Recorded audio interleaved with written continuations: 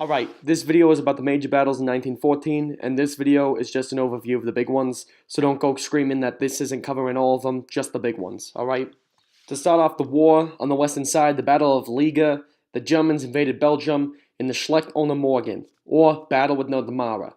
The idea was Germany would invade north without touching the Dutch, and then take over France in a day. They're retards. The peeps in Belgium saw this shit coming, and they decided, fuck that, let's build a fucking fort and call it Liga. That's where the name comes from.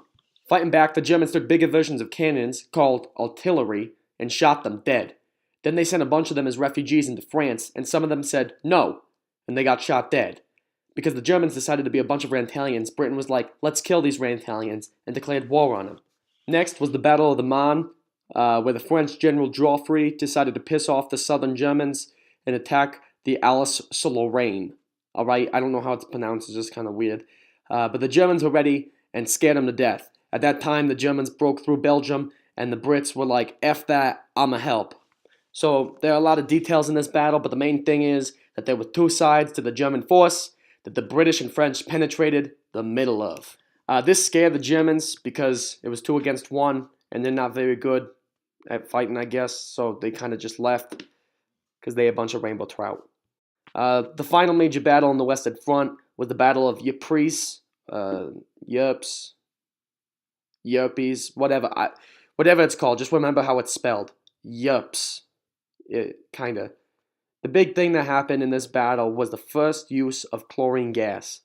Not the shit you drink when you drink pool water. That's called urine, chlorine gas. It messes people up. But the Germans were the first to use it in the war, and this just kind of spiraled out of control after this.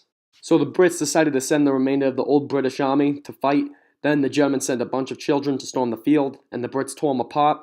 This pissed off the Germans, and they inspired their people by calling the night Kindermord, or the Massacre of the Utes.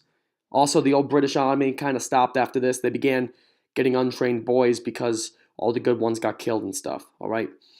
Just so you know, this was trench warfare, which is where there was a bunch of long holes in the ground called trenches, and people shot at each other while hiding in the trenches. This didn't start happening until 1915 though, because that's when they got scared. Yeah, that's all the battles on the Western Front in 1914 that are important.